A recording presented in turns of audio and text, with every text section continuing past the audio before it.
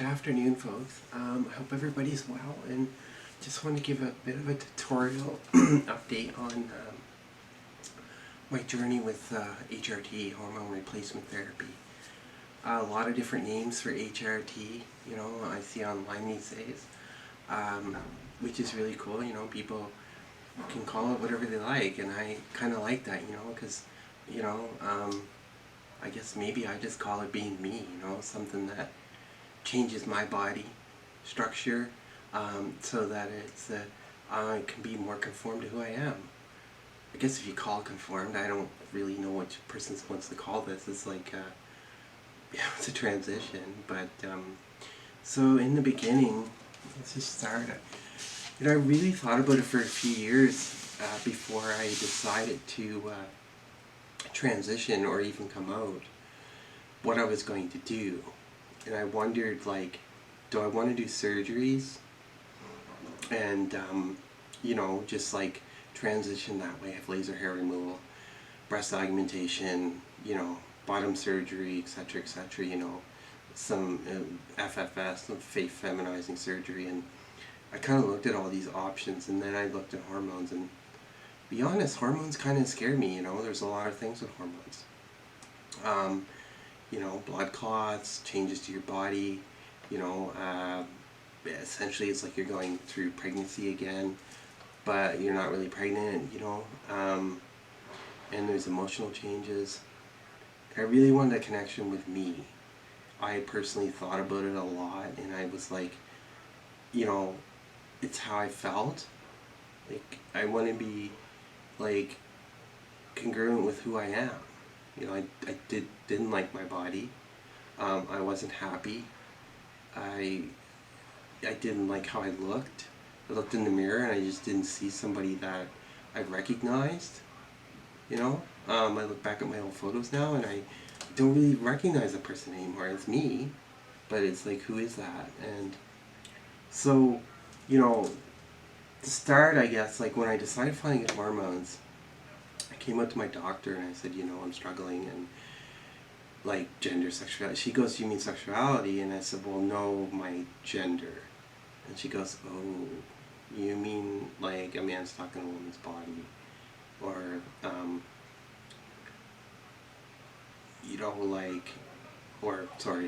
woman stuck in a man's body." I get things mixed up. I'm not perfect on these videos, and that's an old adjective. But my doctor at the time was amazing when I was at university, and I really, really trusted her. She went through, really stuck by me. So, we started the referral. I started to come out more, doing my nails, different things like that, and wearing sort of more feminine clothing, but I was still kind of looking kind of non-binary in a way. When I first started my transition, I wanted to be safe, right? And most people just didn't notice, So I made an appointment at this gender clinic, and the person didn't show up, and there's nobody to see. Which is disappointing, because back in, Nova Scotia, the healthcare system for trans folks is pretty bad. It was when I started my transition. And, there was another therapist, I had seen and stuff, and millions of questions, millions of this, and examine this, and examine that, and go through all this different forms and different explanations, and counseling, and I just wanted to be myself. And I had seen another therapist, and it was like, oh my god, what the hell's wrong with these people? They're supposed to be gender therapists, and it was just walls and gatekeeping, and so I still stayed to who I was, and I was really, this system was terrible, and I decided to keep going as I was, and so throughout, I started in 2011 in the fall, presenting, and then in the new year I came out as me. I had my hair done, my ears done, I had stuffs in my bra, and I was wearing a skirt and coming to university, and people were like, "Oh, who's this?" When I started talking to people, "Oh, really? Wow." It kind of really kicked into people, when you really come out and there was really no going back, like, it was quite a journey, to go through that, and I lost a lot of weight doing that, I wanted to look feminine. I did the Barbie doll thing every day because that's what I thought I was expected to be, to get hormones and stuff. And there's really no manual on this whole process. And I, took me a year and a half to get hormones. A year and a half. And it was finally when I looked at my doctor and I told her, in her office, and I said, I've had it, like, I knew I probably wouldn't be here anymore if I didn't, wasn't be able to become the person I wanted to be. And I told her, and I said, I'm going to get them illegally, really, like, I can't do it anymore. And she referred me to a colleague who had several trans clients, and she was absolutely amazing. I spent like 3 hours in there, and then getting the hormones and getting dropped off at the pharmacy, and it was amazing start. And I started on a drug called spironolactone, which was it's a testosterone blocker, and basically, it regresses you back to like when you're like 12 or something. This is like the metaphor it's used. And I'm kind of in this androgynous state, right? So it suppresses all the testosterone, so then the doctor can start introducing estrogen into my system to make the feminine changes that I wanted.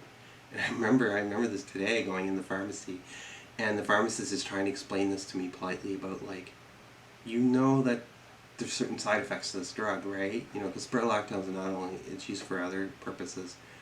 And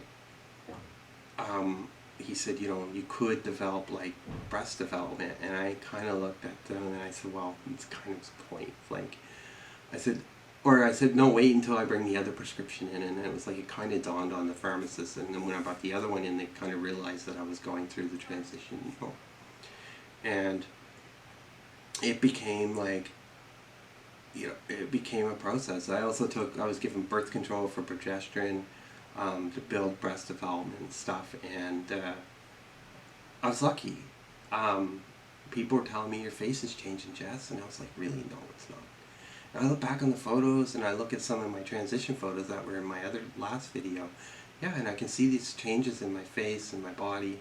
I did develop a comfortable breast size that I'm happy with.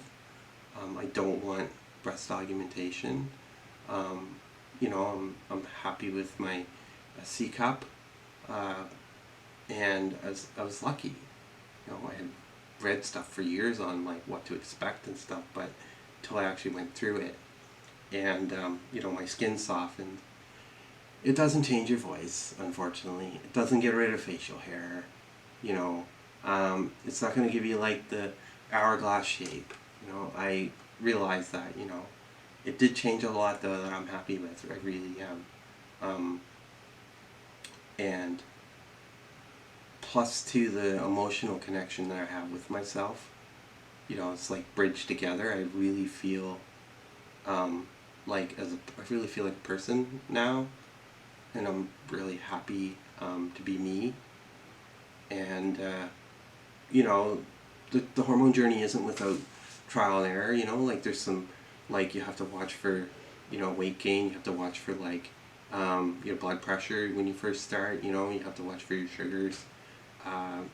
You have to watch like your salts and stuff and intakes, and you have to look after yourself in a transition, and it's not an easy process.